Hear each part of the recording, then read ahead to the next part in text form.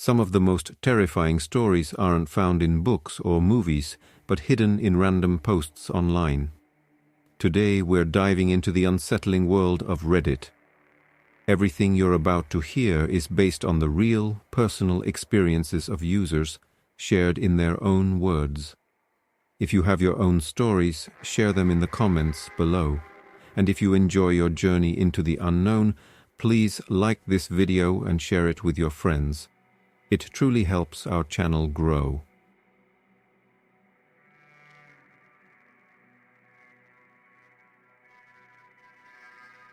Being a medium is no fun. This woman hired me to find who killed her parents. Lana Dawson welcomed me with a tired smile. She was desperate like everyone who hires a medium, and I was just as desperate, which is why I was back to this gig. Trying other jobs only confirmed that I wouldn't make a living doing anything else. Lana hired me because it had been 20 years since her parents were brutally murdered in that house, a crime that remained unsolved despite an extensive police investigation. She was 15 at the time and luckily at her grandma's. She tried private detectives before and they found nothing. In the end, I imagine reluctantly, she found me through a friend of a friend. Good thing for her, I needed the money and booked my flight right away. It was a typical home in a quiet Florida suburb, surrounded by mostly vacant houses. Lana decided to never sell it, keeping it frozen in time, perhaps hoping someday it would help her find the truth. As she led me inside, an old woman next door was watering her plants, the only neighbor left. She glanced over and gave me a polite wave. "This is a peaceful neighborhood of mostly widows and retirees," Lana explained later. "Nothing like that ever happened before or after." The sorrow still present on her face was undeniable even after all these years. The living room was completely empty, not even spiders roamed around. There was just dust and a single light bulb no one had ever bothered to take down. Lana pulled back the curtain, flooding the space with sunlight probably for the first time in ages. She gave me a quick tour through the kitchen and bedrooms. I could tell she wasn't very hopeful that I'd find anything, and I couldn't blame her. Never promise a client results. That's a rule I learned early on. Most of the haunted houses I visit have nothing to see. Either the dead moved on, or they simply don't want to be disturbed. Not the kind of pitch that brings in clients. But spirits tend to remain where they died.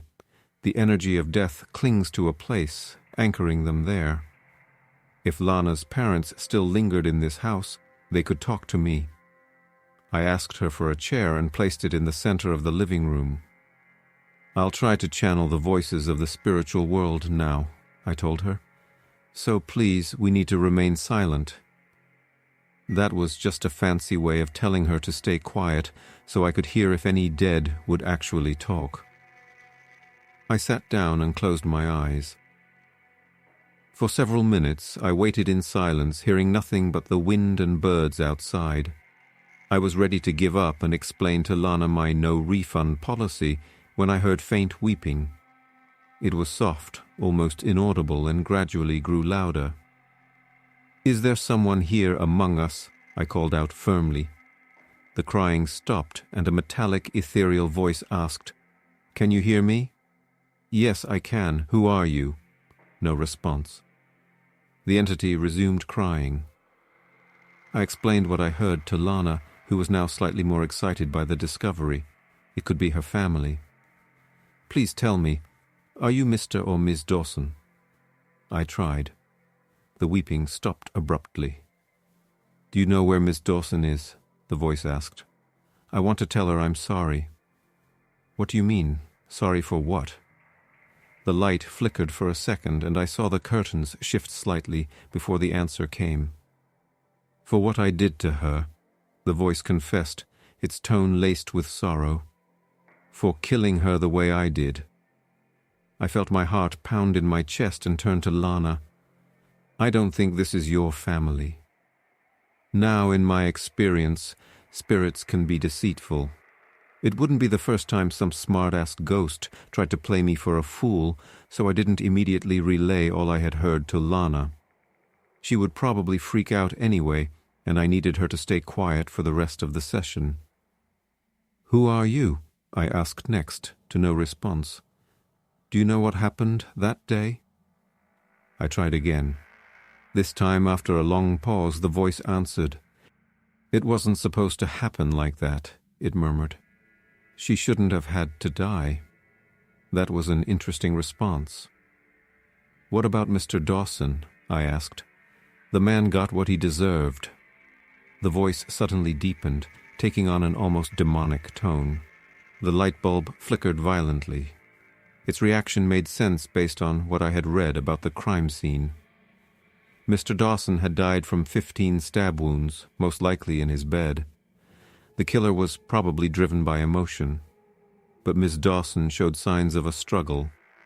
Her only fatal injury was a deep slice across her neck.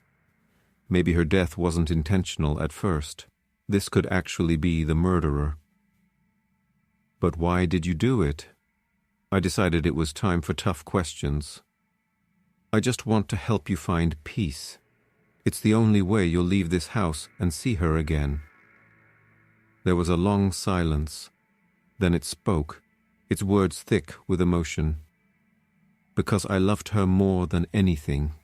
I used to watch her every day, getting in her car, walking the dog, buying groceries. She did it all with that same smile. When she waved at me, I felt it in my bones." "That doesn't explain why you killed her," I pressed. My questions likely revealed the true nature of the voice to Lana, and her eyes widened in shock. "I didn't want to," the voice roared. The bulb exploded, making Lana jump. "I just wanted to get rid of him so we could be together, but she wouldn't accept it. She wouldn't come with me." The weeping resumed. I pressed for more answers, but got nothing. Everything I had heard spun in my mind like a whirlwind. When everything clicked, I stood up and walked to the door. Lana was as pale as snow, visibly shaken by what had happened, even if she hadn't heard a word. The energy in the room was impossible to ignore. She asked me why I was leaving. "I'm just thirsty," I casually said. "There's no running water here, so I'll ask that old lady next door for a glass. I'll be back in a minute." And the neighbor looked surprised to see me knocking on her door. She was a tiny, fragile lady, maybe in her 70s. She was making bread dough but stopped to answer and invited me in for some water.